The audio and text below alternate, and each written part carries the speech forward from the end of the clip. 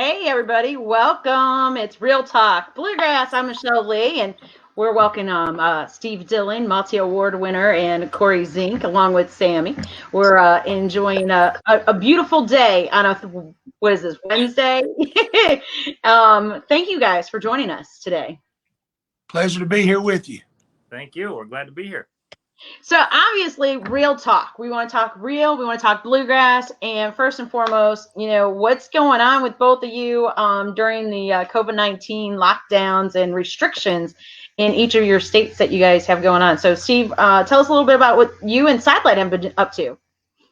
Well, like everybody else, not a whole lot of anything as far as band wise. We had just come off of a West Coast tour and back in March, and the last two dates canceled, and we came straight home. And we had to stop in Arkansas, I should say. Then we came straight home, and we've done two Facebook live stream shows. And other than that, just been, as I like to say, sitting at the house eating. And I'm real good at that. So, that's about it. It's unfortunate. We've had so many shows canceled, and several of the promoters we've worked for held out as long as they could with hopes of still having their show. But, right.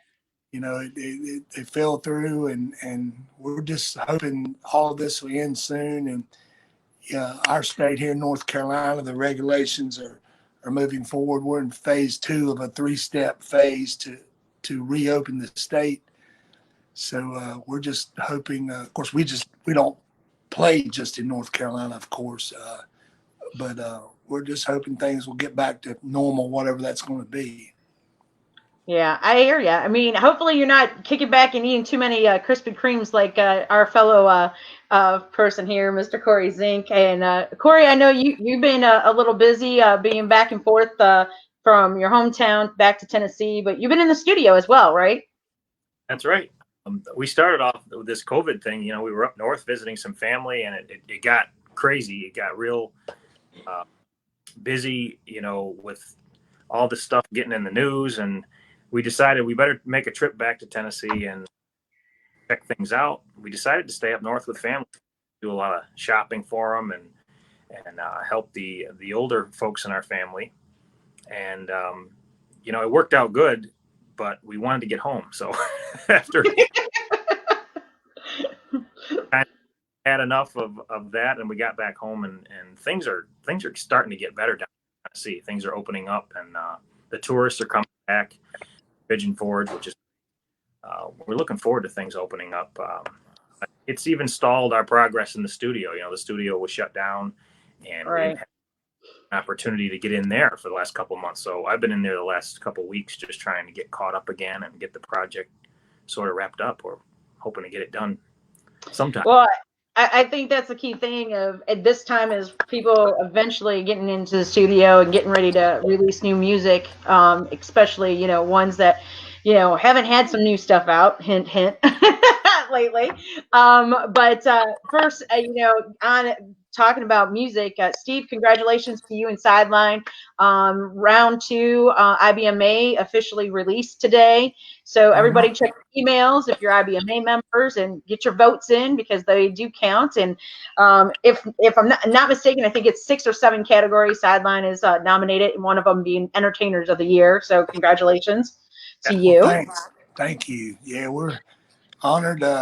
We showed up pretty well in this second ballot and got a few individual nominations for some of the guys in the band as well. So we're hoping that our fans will come out and vote for us and get us in. And that was such a thrill to win the Song of the Year last year for us, and we couldn't be there, so we would love to be there in person for something this year. Of course, we're all waiting to hear how that is going to be unfolding. Because, like you said, North Carolina is in a 3-phase process, and hopefully we'll know soon the life and the lifeline of IBMA and the World of Bluegrass Week. And those guys over there at IBMA is definitely keeping us up to date as much as possible as they prepare for the fun-filled week of amazing music in Raleigh. speaking of music and speaking of relationships and bands and, connecting, and becoming entertainers, you entertain, you both do. You're two top notch entertainers, in the industry. And, I think that's a huge factor for folks to realize when you're going to shows. You want to be entertained.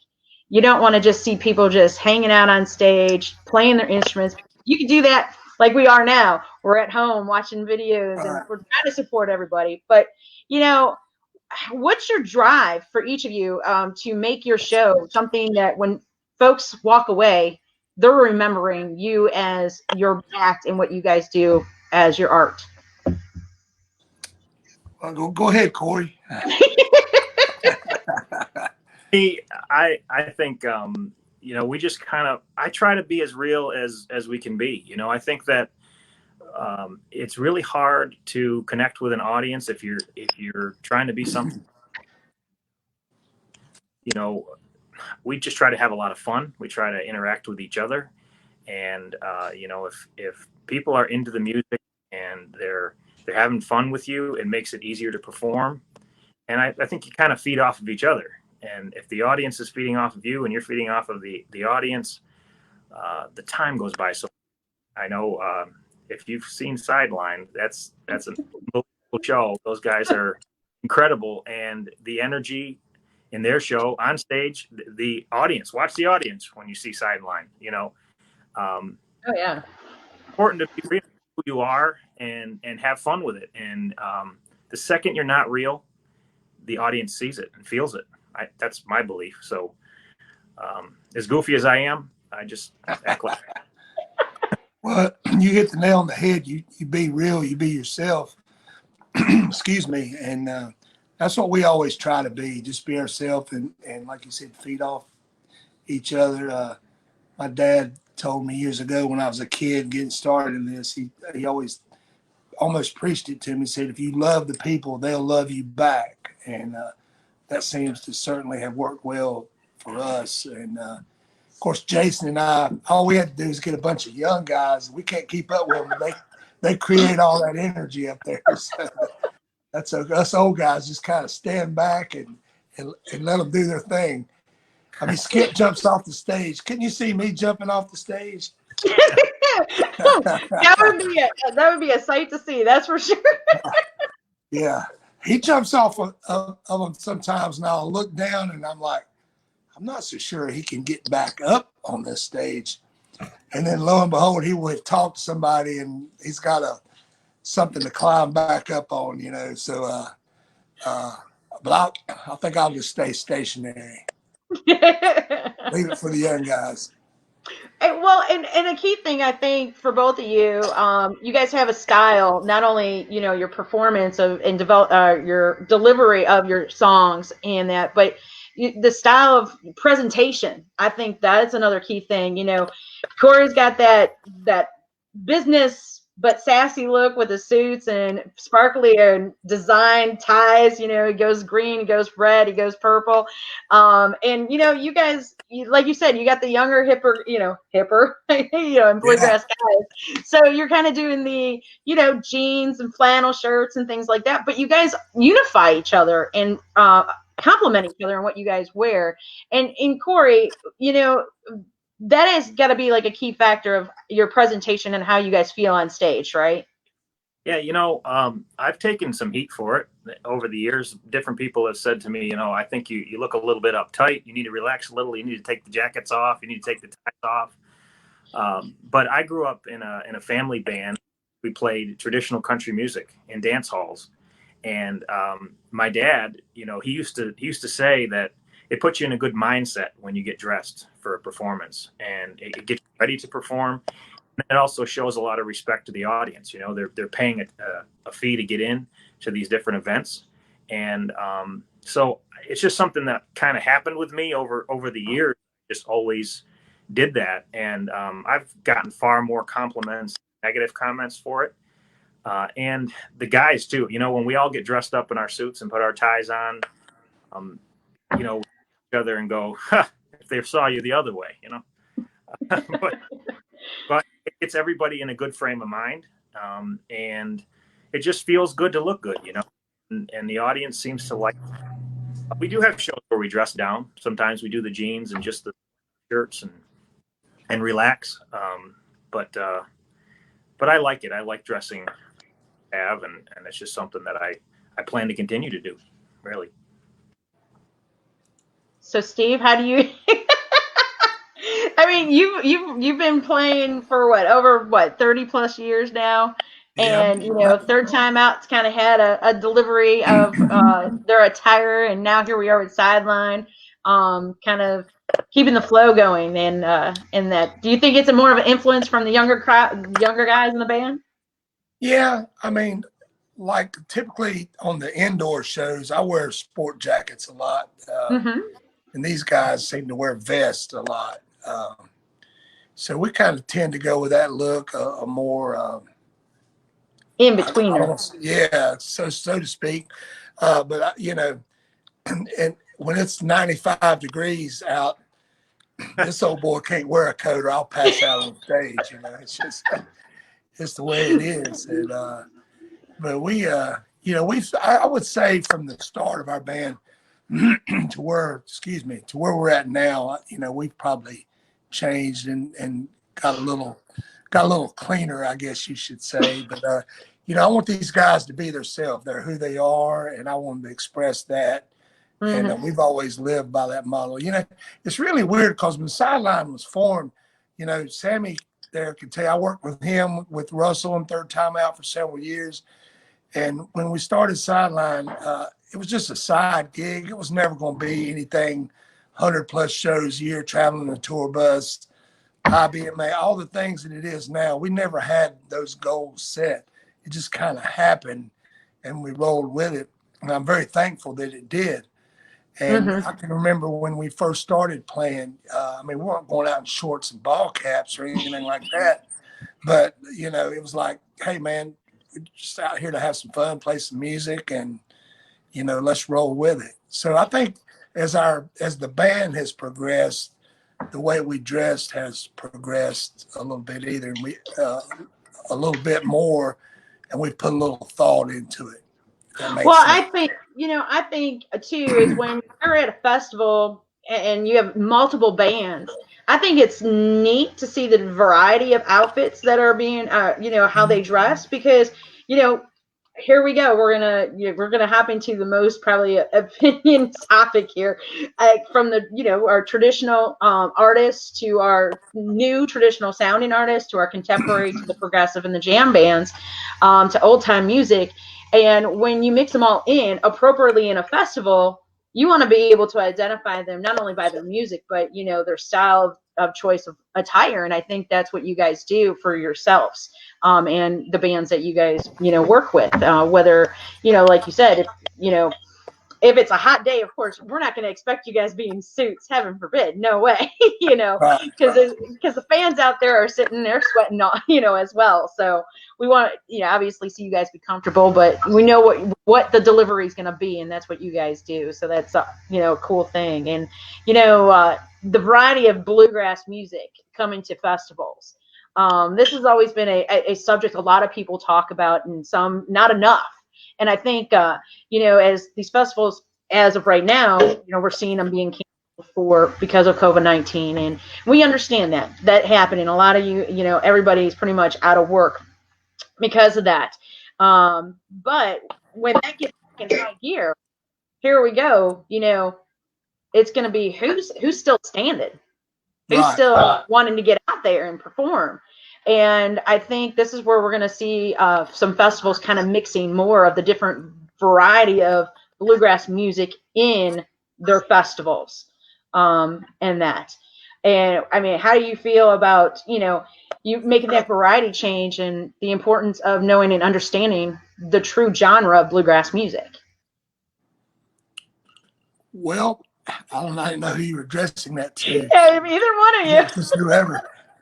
You can tell this is the first time we've all done this. Oh yeah, it's fun. It's real talk, Steve. It's real talk. Well, I mean, who knows what's going to happen after all this? There's so much uncertainty from the concerts all the way down to the bands. I mean, I've heard rumors about bands not coming back. I'm not going to name any, but I mean, prominent bands I've heard rumors about. And these festivals are canceling. You know, who's to say they're all going to come back? I mean, there's just so much uncertainty. No one was prepared for this. And it's really sad in a way, because I would hate to see a band that's just thriving and doing well and we've all had the bottom pulled out from under us. And guys, if they went to work with full-time jobs and what, never come back out and touring and pursuing this dream, because Corey can tell you this music, you know, I always refer to bluegrass as a minority music to start with. And you have to love it. And it was a dream that we all had to do this. You know, you got to follow your dreams. So I would hate to see this COVID-19 just shatter people's dreams. And it's just so much uncertainty. Yeah, I agree with that. You know, and talking about what the promoters are going to do in the bands, I feel like the promoters, they know their crowd the best. And they're all the ones that I speak to on a regular basis are doing everything in their power to figure out what to do and how to do it to make it as safe as possible, but to continue to move forward. As far as the difference of bands, again, I think it's a good idea for the promoters to do whatever it's going to take to keep the people coming together, because it is a great opportunity for a community of the best people in the world. And I personally have no problem with the different styles of bluegrass, whether it be new grass, whether it be more traditional grass, lean a little bit traditional country. I think the more variety, whatever's going to keep it alive, needs to happen. And the more variety, you know, the better the show, in my opinion. And getting back to your topic before, it's often tough to have conversations about that with a lot of different people, because they're very stuck in one thing and they don't want to open their arms to any other type of music. If they're traditional person might not like you know, newer grass music, or you know, vice versa. But I'm hoping that everyone will kind of embrace the diversity and just keep these festivals going and support the promoters. Fill out those surveys, let the promoters know what you want, and the bands too, you know, let them know what bands you like, what you like about the bands.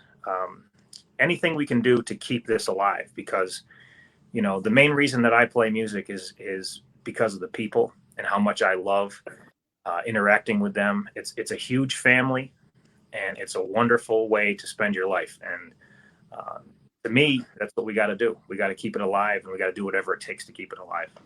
Well, I think the key thing is, you know, right now, as you're getting those calls of postponements and cancellations, is, like you said, talking to the promoter and finding out exactly what can you do as artists and as a radio person, and that to be able to, you know, remind folks, you know, we don't want this to leave. We don't want it to go down. You know, we don't want it to go away. You want to keep the life of those festivals still alive. And as the shows are being postponed or canceled, and, you know, you see, you know, you could get a refund, or you could put it towards the following year. I think the key thing is, if you can let it hang for the next year. If you can't, and, you know, maybe you still want to support the bands that, you know, you were planning on seeing, especially at the big festivals where you're camping and you go and listen to who you want to hear. I think when they're on, you know, Facebook Live or Instagram Live, you know, the key thing is support them, buy their merchandise, buy the album. Yes. You know, if you guys got more merchandise that you recently have just put out, you know, Sideline Strong or Stay Strong. Stay strong. Yes. Stay strong. And, you know, I think supporting that and putting that out there is the key thing. You know, Corey, you got some merch too, you know, I mean, and you got some older albums that people, you know, I only met you, 2 years ago, and it's like, what, you have a whole library of categories, you know. And that to me is, you know, people are just learning, you know, about you a little bit, especially in this, who hasn't seen you perform.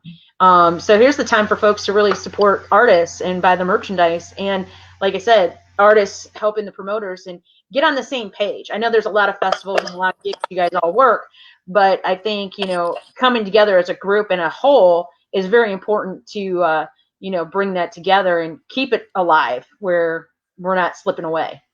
Well, we've pushed that issue quite a bit during this downtime. I've had numerous people ask, and I'm sure you have as well, Corey, how can we support the artists? And that was part of the reason we came out and did the Stay Strong movement, or whatever you want to call it, with our sideline logo for the S's, and it's done really well, and it's generated some income for the band. Of course, part of the proceeds from that is going to the IBMA Trust Fund as well to help out musicians. But I tell people, buy their merch, order offline, stream their music, download their music. Contrary to popular belief, artists make money off streaming and downloading. That's the way it is now. And so we've tried to push that, and not just for us, for all artists as well, because, man, we're in this together, with our peers, and it's been a tough time. So definitely, I encourage anybody to buy this merch. Go to Corey Zink and just help him out, and let him buy some new ties. Company CD you buy, I heard. I don't know if that's true or not, but I said they get a free Sidelines CD with every Zink and Company CD they buy. Hey, there you go. All right. That I want to mention too is, if you go out on social media, a lot of bands do media like Twitter and all those places to advertise their stuff. But I think that this is an important time for everybody to come together, and the bands help the bands, help the promoters help the radio stations. I think we all have to come together, and we need to start sharing the shows, sharing the flyers, just keeping everybody in mind and trying to help let folks know what's going on out there, however we can do it. It doesn't necessarily have to be for ourselves. If we can help each other, we're all going to benefit in the long run. Cross branding, that's the best way to kind of do it, is share everybody's things and get the word out and keep everybody working in some aspects of some ways. And of course, I know you guys are both going to be partaking in the up and coming event with Ernie Evans and Evans Media Source. Give us some more details on that, because I know both of you, I don't know if you guys are going to be doing it in the same time area. I think, Corey, you're going in July, right? That's right. Steve, go ahead. You can talk about. Yeah, we're doing his.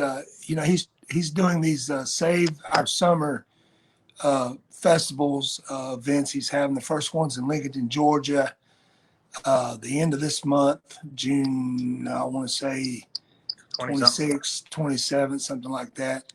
And we'll be there on Saturday. I don't have all the information in front of me. I wish I did, but I'm sure Ernie will chime in. yeah, you can go to the EMS website, or we have shared numerous flyers on the sideline page as well about it. And he's trying to put it together, and he has so many stats about how many events have been canceled this year, and he's just doing what he can to help bring it back. And they're practicing all the following the CDC guidelines with social distancing. There's going to be some live stream involvement for people out of state that can't be there. I mean, he's just trying to do all he can to basically save our summer. And I see my daughter Stephanie's over here. I think she has some. She has the flyer. Okay. Get her in. I was actually thinking about finding it. I should have had it up. Can she read it to you here? Because she can see better than me. But say hello, Stephanie. I just got out of the shower. I wasn't prepared to be on camera. Sorry. I'm Dad's tech support. Yeah, she is. She's my producer for sure. Yes. So it is June 26th and 27th, and it's at the Lewis Family Home Place in Lincoln, Georgia. And I'll give you the phone number if you guys want to call Ernie for tickets. It is area code 386-385-3500. And you can also find this flyer at www.evansmediasource.com. There it is. Look at Sammy. Look at you. Yeah. Love Oh, it. Sammy's got it up. Yes. I mean, Yes. look at that lineup. I mean, sideline, of course, Deeper Shade of Blue, the Math House brothers, Rebecca Spears, and Cordy Norris, and Backline all going to be there. It looks like Backline is going to be there on Saturday too. So, from what I understand, it's going to be a fun event. It's going to be online. It's going to be there at site as well as on the radio from when I and Ernie had talked. So that's going to be a lot of fun. I mean, It is, and he's trying to help the artists as much as he can as well with the live stream. Proceeds from that are going to artists. He's selling merch online for the artists, just different things that don't typically happen on your, the way festivals have already been done. So he's come up with a great idea. And like I said, he has a plan with all the CDC guidelines and whatnot. So he's working really hard, and we're hoping folks will come out and support Ernie on this. oh yeah, I mean, he's such a great promoter. Of course, everybody, if they haven't heard, I'm shocked. But of course, he has taken over the Adams festivals, and what a time to come off of a few cruises and then come into all your shows just stop at the drop of the hat. Oh man, yeah. Hey, well, we got some folks already. Just because you're talking about it, they're buying your Stay Strong merchandise, Steve. Hey, cool. Well, it's great. It's a great message. It's just something Skip came up with. He and Carol Vaughn, who handles all our merch for us, and they come up with that idea together. And people just jumped on board with it immediately. And I know we've had people that have hit us up that aren't necessarily Bluegrass fans that just saw the Stay Strong. And speak of the devil, he has walked into the room here. Let's get him on board here and tell you, here's the man himself, Mr. Cherry Holmes. He's got hiding from you. Beat Cherry. Here, I'll let you have it. We're talking about the Stay Strong stuff. You that was your baby. Yeah. We sorry, I just kind of woke up from a nap. We came up with that idea to kind of help encourage people to remember. Yeah, there it is right there. To remember to support not just your artists, but one of the things I've been talking to people about is the gig workers, like sound men, production teams, anybody. At least, even a musician might be able to give a lesson online here or there to help make up the difference. It's not much, but it helps. But sound men, any of the people there that help put on a show, I mean, they're on permanent hold until all of this lays up. So kind of wanting to give a little bit of something back and help all of these people out was our main goal there. And it was it's gone really, really well. We've been able to sell a lot of those shirts and generate some decent funds that we can shuffle off to the IBMA Trust Fund, which is they've got a whole COVID-19 assistance fund that they're going to start dispersing or have been dispersing to a lot of these people. So that's kind of where our heart was, and we wanted to find a way to make that happen. I think that's the best thing, coming together again, helping everybody in the industry in multiple different ways. Today I had the chance to talk with Joe Mullins, and we talked about how much donations came in since COVID-19 happened, and that's from artists giving proceeds from a live feed or their merchandise going to it, because you never know when you're going to need it yourself. And here's a great way to help everybody in the whole community of Bluegrass, like you said, engineers to the musicians to the broadcasters, and that have been truly effective. And I think that's an amazing thing to do, and so that's a great idea. Thanks so much, Skip. Yeah, Well, absolutely. I don't mean to burst in, Michelle, but while on that topic, these bluegrass people are loyal people. Oh yeah. They'll follow their favorite bands to the end of the earth. And and so many people have jumped in during this time. We've had people make private donations to our band, call us up and say, hey, I'd like to help you guys out. And I'm sure it's happened with other groups as well. And just the loyalty of these fans that follow, all of these groups is just incredible. And in times of need, it really shows itself. Well, I know both of you guys have a huge following. I mean, I never realized how many folks follow the Zink and Company. It's the ties, man. I'm telling you. Skip's got some flashy ties, Corey. You and he could work together. I'm telling you. I got a closet full. A good point there. And we had the same thing happen. So many of our fans and followers reached out and sent messages and letters in the mail, donations. They're just incredible people, and that's why I think it's great what promoters are doing. Give kudos to Ernie and Debbie Evans for working so hard to save the summer. They're trying to help the bands. They're trying to keep the festivals alive, but they have people calling them, every day, begging for a festival. People want to out, they want to be back with their bluegrass families and have a good time. And that's why we got to work together. We got to get past this thing and just help each other in any way we can so we can get back together and absolutely just look back on this whole thing, this craziness. Yeah. Well, I have a great feeling about it. I think people, from what I'm talking and talking to and hearing things from, they want to get back out. So I have a good feeling about it when the regulations are lifted. yeah. I mean, it's going to be, I know, each state has their own regulations. I know it's going to be a slow period of time.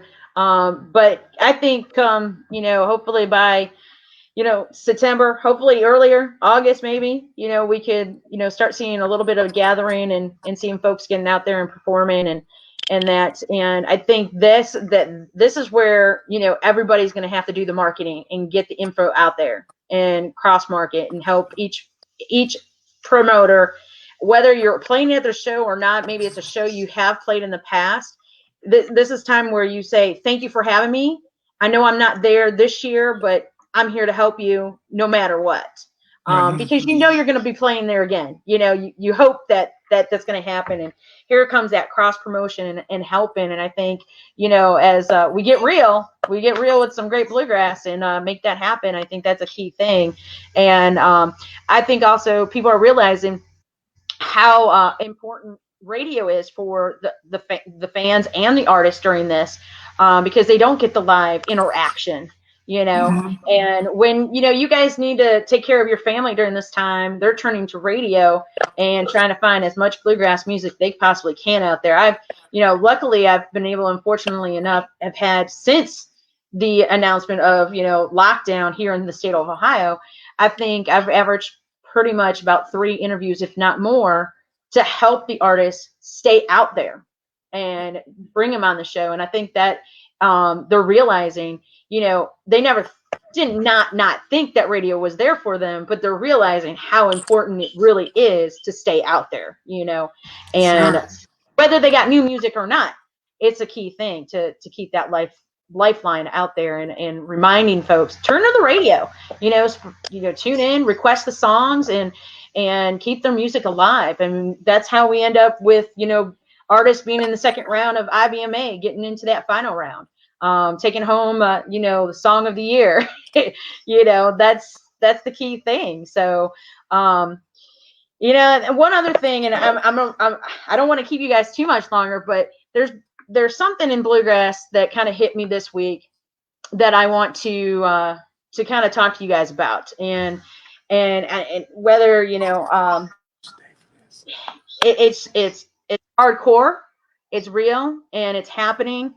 And this is something that I think people need to be aware of, how we respect each other as musicians and artists, whether it's radio musicians or the promoters. And that social media is a world of its own, and we know that.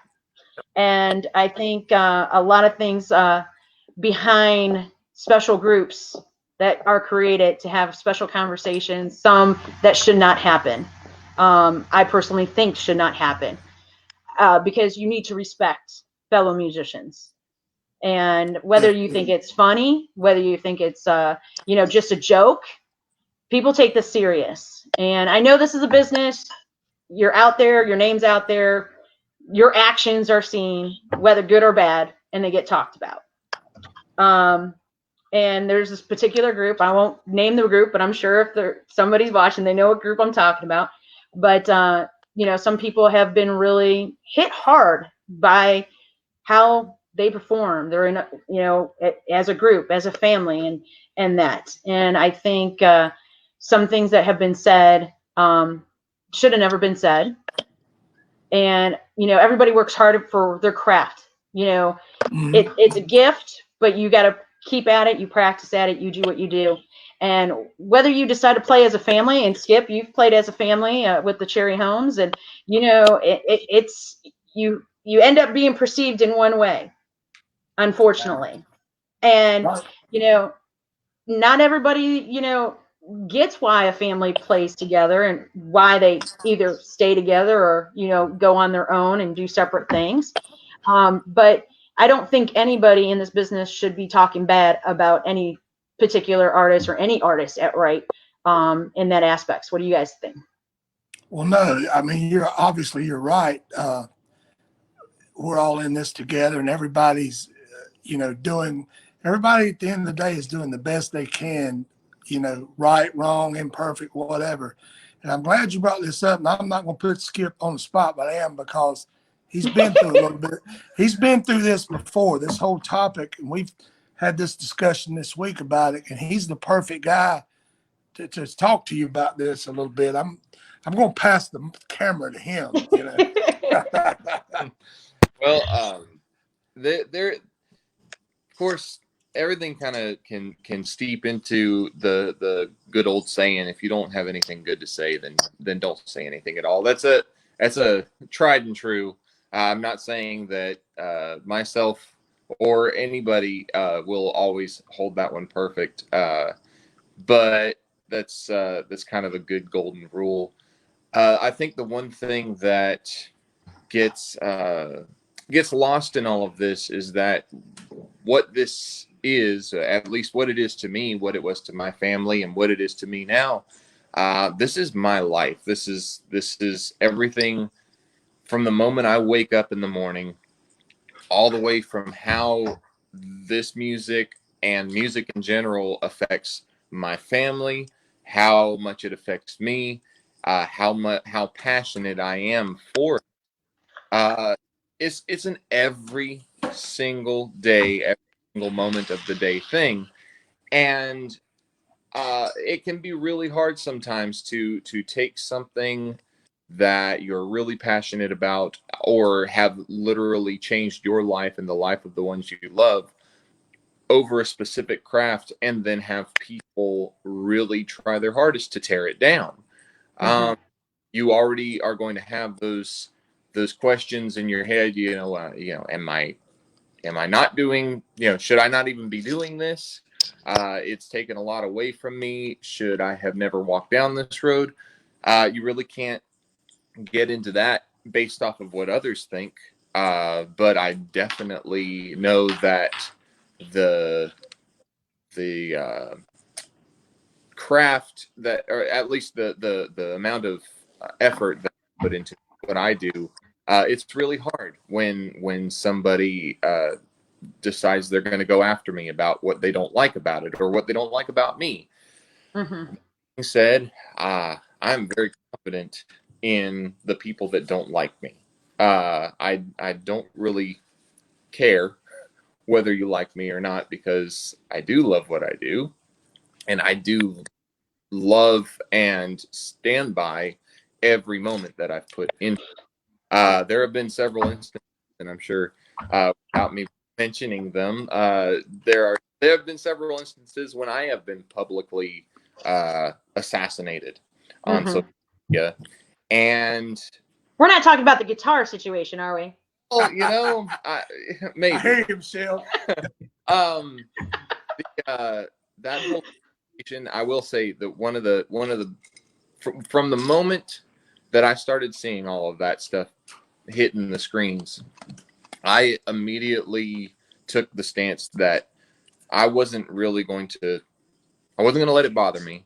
I Right. wasn't going to let anybody have the satisfaction of thinking they had reached me, got to me. I didn't respond to anybody hatefully or otherwise. I had a lot of private messages that I just, hey, that's your right to feel the way you do, and okay, that's fine. And what, 3 years later, people are still laughing about it. People are still mad about it. People are still doing their thing. But you had an overwhelming response of positivity. Oh yeah, I mean, I had so many people kind of coming to bat for me. I didn't have to really respond. My whole thing was, I'm an entertainer, and I love what I do. If at the end of the day I'm wrong for doing it, then that's what I have to deal with. I don't need you chiming in, tearing me down, just so you feel better about what you didn't like about it, and you're, whatever the problem is there. I don't know. But I agree, Michelle.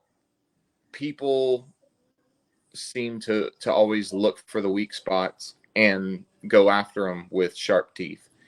And in this music, it's a community. It's not just music. It's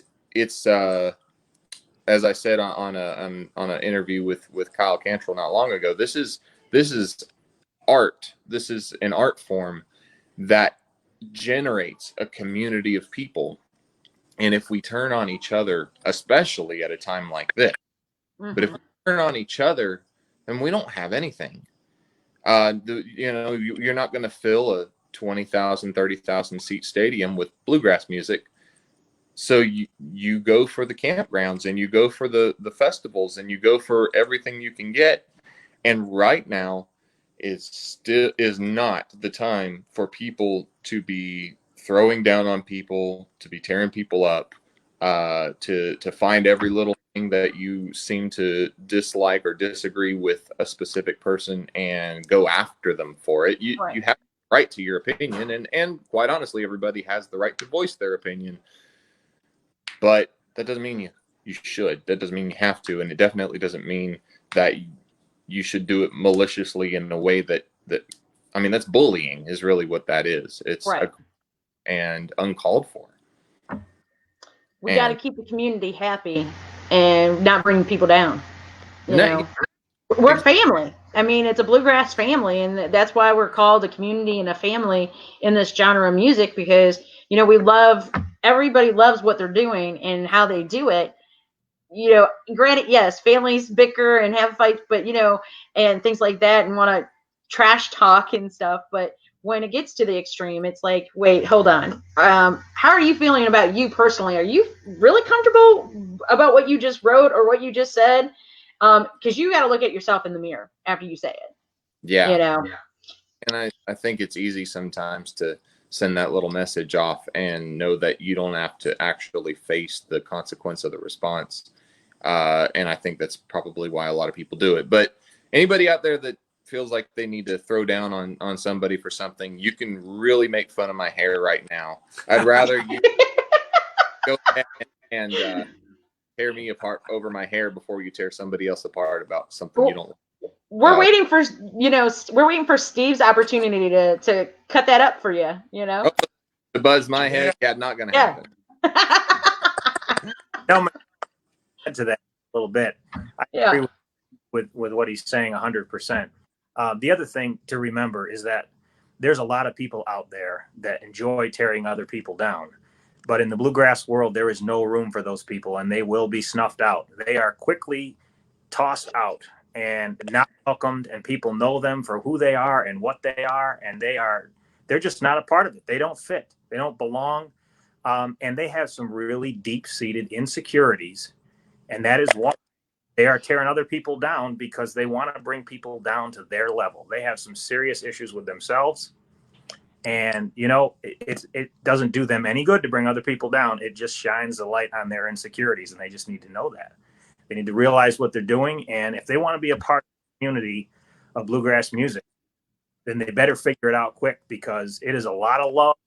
It's a lot of great, down to earth, salt of the earth people. And if you're going to act that way, you just will not fit. Simple as that. Very true. They will not survive. Well, obviously, like we said, this is real. This is real talk bluegrass. Oh, what's up, Sammy?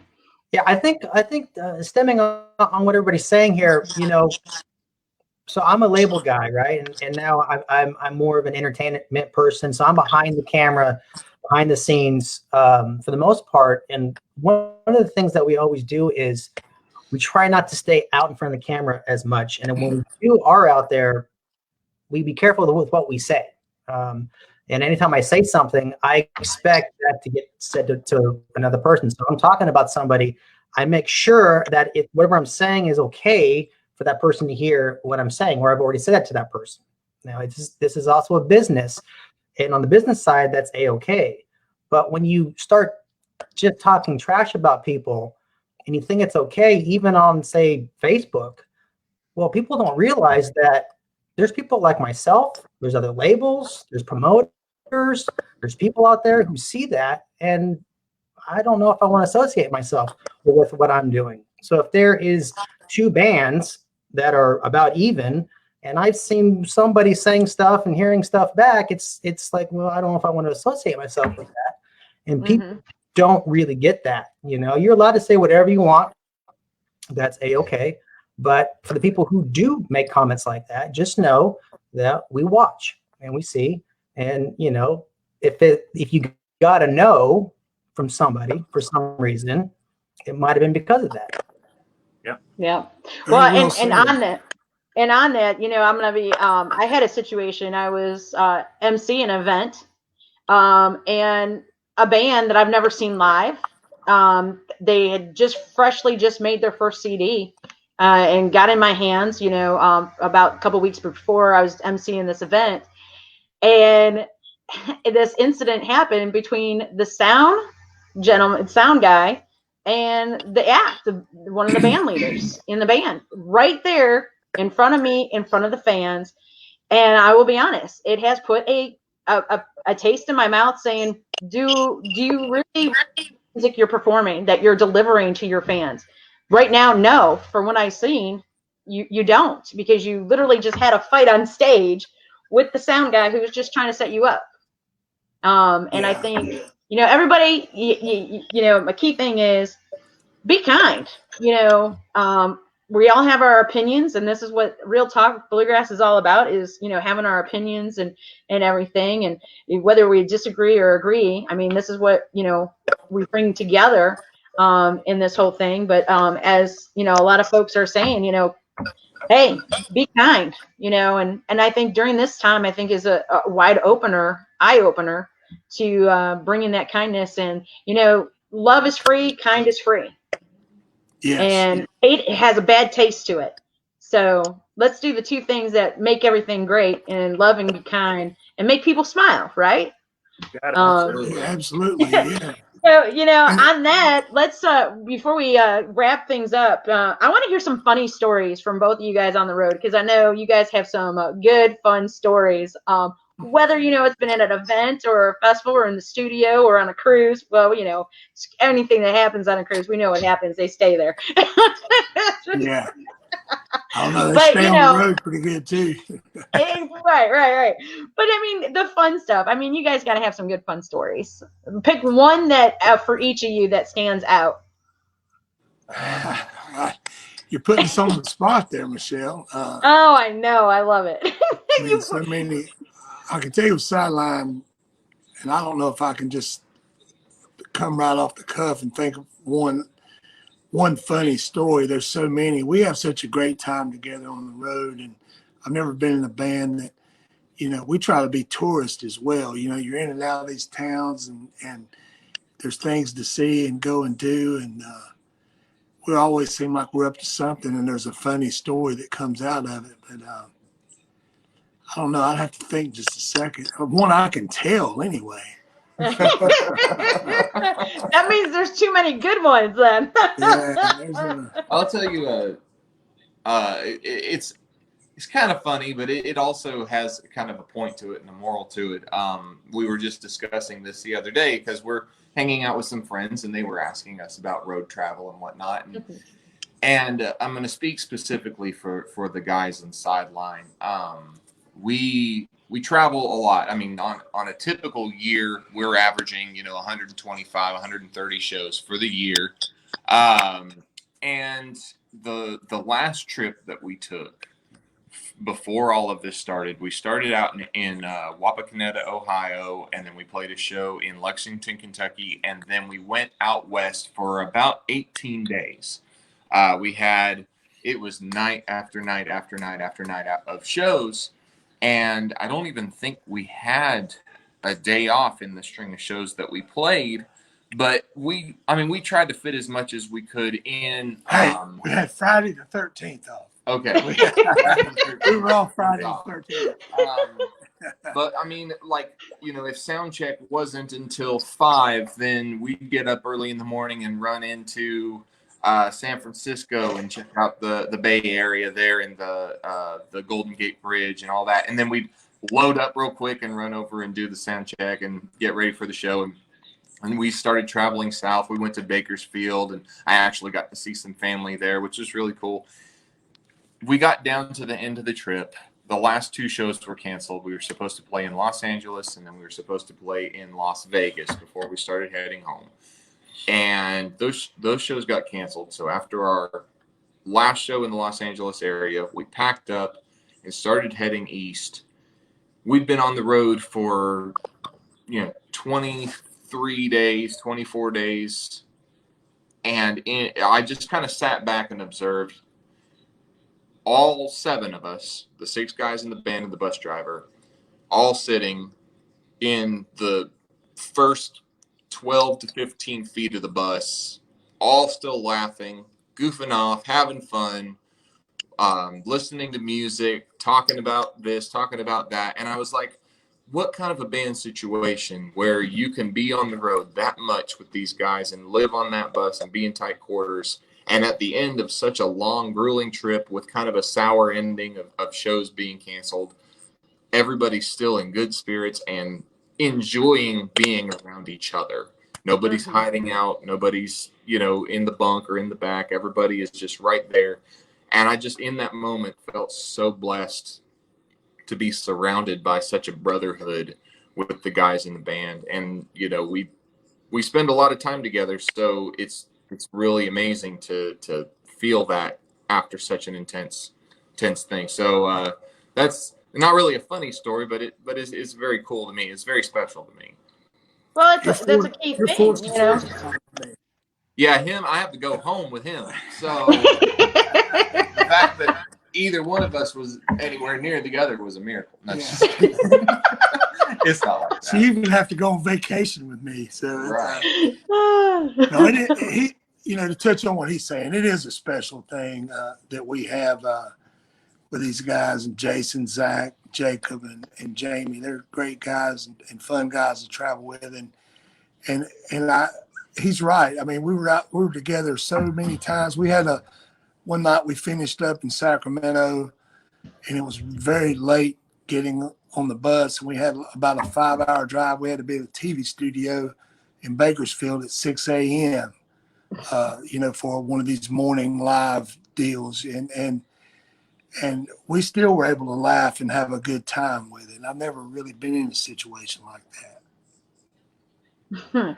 Corey, you're up, man. I'll give you a very brief one that really made me laugh. Anybody who knows Zink and Company knows that I've kind of gotten a name for being the donut guy. I eat donuts everywhere I go. I've tried to find new donut shops, whatever I can find. And, word had gotten out about that, and we had traveled many miles all the way up to the Canadian border, Fairfield, Maine, to play the County Bluegrass Festival, which I know, Steve, you guys have been there. Mm-hmm. Unbelievable place and such good people. We were about to set up our table, and we started bringing our merch out, and the people start coming over, and they all, I don't know how many, there had to be 5 or 6 people came up, and they all gave us a dozen donuts at the same time. And I didn't know what to do with myself, but the guys just looked at me, and we all started laughing, because what are we really going to do with 6 dozen donuts as, 4 guys? But that, I just want to tell you that story, because you just never know what you come across when you go to these festivals, and the people are so sweet. They want to do anything they can to make you. They're so loyal, like Steve said, and we had a good laugh. Still laugh about it years later. You just never know what's going to happen and what people are going to do. So, I enjoy that. I don't want it to happen again, because we couldn't eat it. Times when you're traveling around with the guys, you experience things like that, and it just reminds you why you love the music and why you love the people so much, and why we do what we do, and it's just awesome. The whole thing is great. I probably speak for both of our bands when I say that we all probably play music more for the people and more for the love of everybody than just wanting to play music. Definitely. Well, I mean, I can attest to that. When I left third time out, I was retired from the road. I was done traveling. I had done it for so long, almost 30 years at that time. And to be quite honest with you, I missed my friends. I missed the people out on the road. Is one of the main reasons I came back out on the road. Yeah. Oh yeah. And I bet you guys love, well, besides the donuts, but the home cooked food as well. Oh yes, yeah. You never know what you're going to get. I can tell you, we had this up in Winchester, Virginia. We had this, or no, it wasn't Winchester. It was Maryland, Westminster, Maryland is what I was trying to think of. We had this big dinner there. These people were feeding us, and they had all this food. People were bringing covered dishes, and this guy was like, "Man, you got to try my jambalaya. You got to try it." And I was like, "Yeah, okay, I'll give it a shot." And I'm sitting there eating. It was really good. And I hear somebody over, and to be fat as I am, I shouldn't be that picky, You wouldn't think I would be. And he talked about this duck that he puts in this jambalaya. And I just immediately took that bowl and poured it into Jason's bowl. And he's like, "Well, man, you were eating it fine." I said, "Yeah, but once I found out I don't eat duck, I just don't do it." But you're right. We get some good food. We get some crazy food out there as well. Yeah. I had a lady kept bringing me red velvet cakes. Every time I'd see her, I finally said, "I'm diabetic, don't you?" I had one incident. It was kind of funny. I'll make it quick. This was back with my family. There were 6 of us, mom and dad and 4 kids. And I was a teenager. My brother was a teenager. Anyway, we were playing this show, and this couple that was kind of helping host the show said, well, we'll have y'all over for pizza before the show. We thought, okay, that'll be really cool. And we go over to their house, and she pulls out 1 medium pizza. And she goes, 1, 2, 3, 4, 5, 6, 7, 8. There's enough for all of us to have 1. Like each person got a slice of pizza, and afterwards we're just like, "Gosh, I'm starving." Yeah. We played the show on basically an empty stomach, but sometimes that happens. Yeah, that's awesome. Well, all I can say, this has definitely been real. Yes. Right, Sammy? Very much so. That was the concept for the idea for the show. So a little back up here. Bluegrass Music TV is meant for all bluegrass music, for everybody, and it's going to be a little bit different, where we're going to be doing a lot more things like this, getting more interactive with the artists. And then I was like, Michelle, I want to do a show with you. I'm doing one with Ronnie Reno. I want to do one with you on the radio side. I said, you'd be perfect for it. And I was like, let's get Steve. And then you're like, let's get Corey. And I was like, let's do it. It's live television, or it's live streaming. What can go wrong? But I'm happy with it. I think this is going to be great. Yeah, we have special guests dropping by. Hey, before I run, I want to tell you too, look for new music coming from Sideline as well. We're going in the studio in 2 weeks to cut what, 4 tunes? Yeah, we're gonna start out with 4 songs. So Michelle, you be looking for that for some singles to coming out. Awesome. Probably won't complete a whole project till later on in the year, but Hey, we're a excited little about bit of getting back in something. it. Yes, definitely. Always love a little taste of new music, that's for sure. Definitely. Again, everybody's got to go. It's sideline.com, right? Or Sideline Bluegrass? SidelineBG.com. Sideline BG for Bluegrass. There you go. So make sure you visit there, and then of course you get the merchandise, get the album. Look at that cover picture, nice. And what better yet, that Thunder Dan award right there. But Steve, Skip, I truly appreciate you guys being part of the debut of Real Talk Bluegrass. It's been a lot of fun. Corey, you know, you got your website up, right? It's up and running as well. Yeah, zinkco.com, and you know, we're gonna have some new music coming out pretty soon too on the Sound Biscuit label. That some singles coming your way. I know you've been begging. Yeah, it's funny. You keep asking me, how do I get on the top 10? How do I get on your top 10? You got to have new music. There you go. Long time coming. New music and the fans calling it in. That's for sure. Thanks for Good deal. Michelle, So- thank you and Sammy for having us, and it's an honor to be on the first show. And I want to wish the two of y'all good luck on your new venture here, and I'm sure it's going to do well for both of you.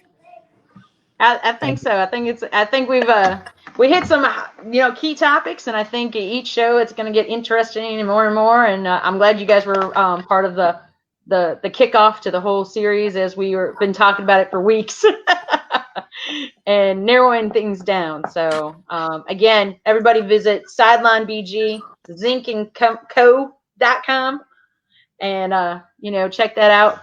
Be sure to tune in to the Bluegrass Borderline Sundays on WOBL, radio.com. Get the mobile app. And hey, while you're at it, just enjoy me with some great country classics Monday through Friday as well with the Smoke Country Jam. Same location, WOBLradio.com. Thanks, everybody. It's been real. It's Real Talk Bluegrass. All right. thank you. Thanks.